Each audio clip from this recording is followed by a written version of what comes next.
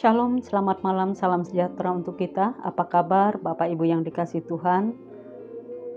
Tentunya kita dalam keadaan baik dan bersyukur jikalau sampai saat ini kita masih diberikan kesehatan, kekuatan dari Tuhan. Dan khususnya kembali kita bersama-sama memuji dan memuliakan nama Tuhan. Dan sebelum kita merenungkan firman Tuhan pada saat ini, mari kita bersama-sama bersatu di dalam doa. Kita berdoa.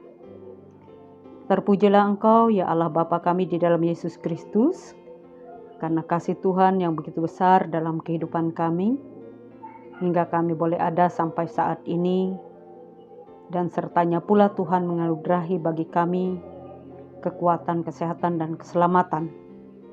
Jikalau kami akan bersama-sama merenungkan firman-Mu, kami percaya firman-Mu tidak akan berlalu dengan sia-sia, karena Roh Kudus Tuhan yang bekerja di dalam setiap kami. Pakailah hamba-Mu untuk menyampaikan kebenaran firman-Mu.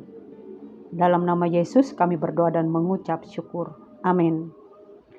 Bapak Ibu yang dikasihi dan diberkati Tuhan Yesus Kristus, firman Tuhan untuk kita pada malam hari ini terdapat di dalam kitab Perjanjian Lama, yaitu 1 Samuel pasal 20. Ayat yang pertama hingga ayat yang ke-25. Dengan tema yaitu kasih yang bertindak. Bapak Ibu yang kekasih di dalam Tuhan kita Yesus Kristus, setiap manusia pasti memiliki kasih atau kasih sayang. Ya.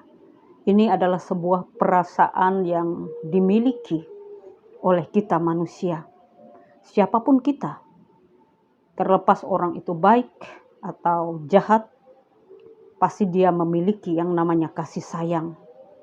Yang pasti dia akan menunjukkan kasih sayang itu kepada orang yang baik kepadanya, orang yang mengasihi dia, dan orang yang menjadi bagian dalam kehidupannya.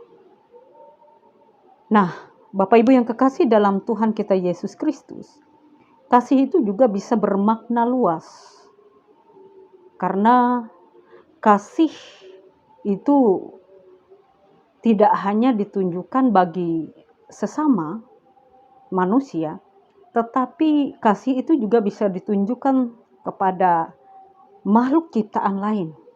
Misalnya kepada binatang, tumbuhan, dan sebagainya. Nah, Bapak Ibu yang kekasih di dalam Tuhan Yesus Kristus, bagian firman Tuhan untuk kita pada malam hari ini, dikisahkan di sana bahwa Yonatan menyatakan kasihnya kepada Daud sahabatnya.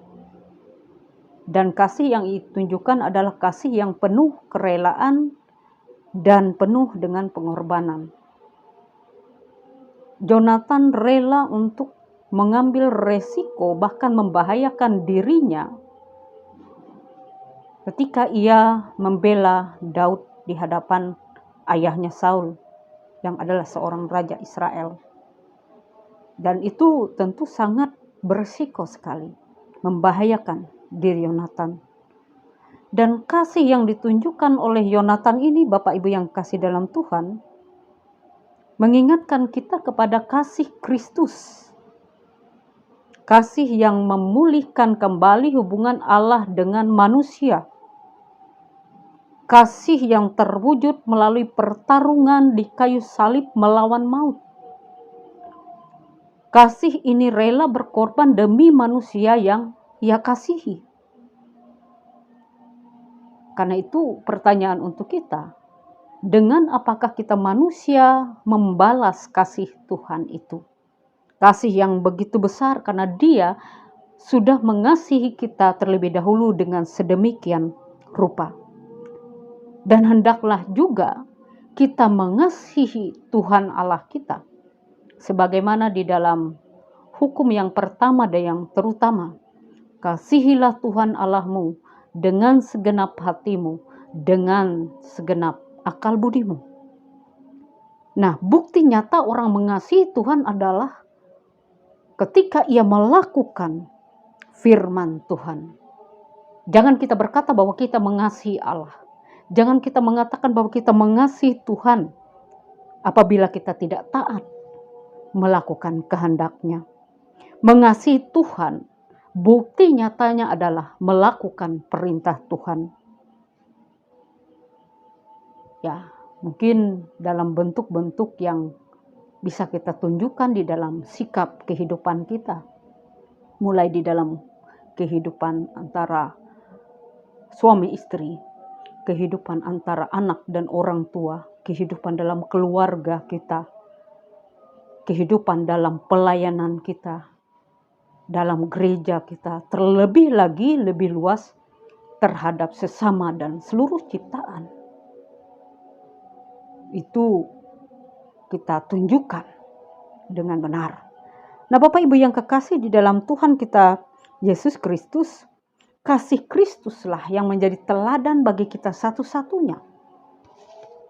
Kasih yang tanpa pamrih, kasih yang dikembangkan bersama dengan sesama di masa sekarang dan akan datang.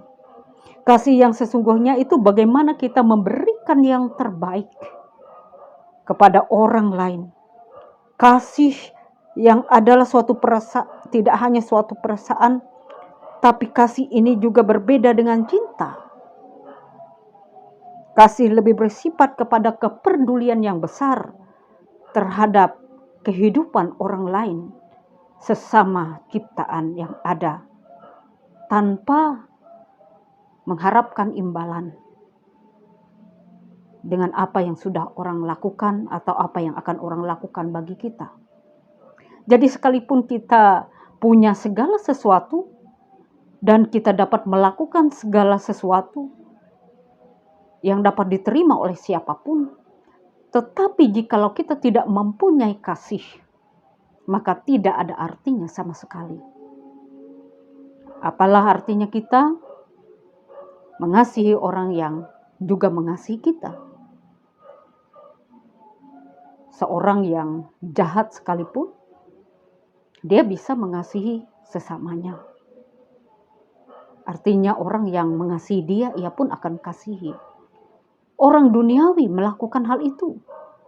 Nah, pada waktu kita sukses, jangan kita juga merasa bangga dan sombong terhadap diri kita. Tetapi biarlah hati kita penuh dengan kerendahan hati. Karena kasih itu tidak sombong. Nah, pada waktu kita hidup dalam segala kemegahan dunia ini, tetapi kalau kita tidak memiliki kasih, maka tidak ada warna yang kita beri bagi dunia sekitar kita. Dan seharusnya, kembali lagi, kasih Kristuslah menjadi teladan bagi kita, yaitu kasih yang berkorban, kasih yang taat, kasih yang tulus.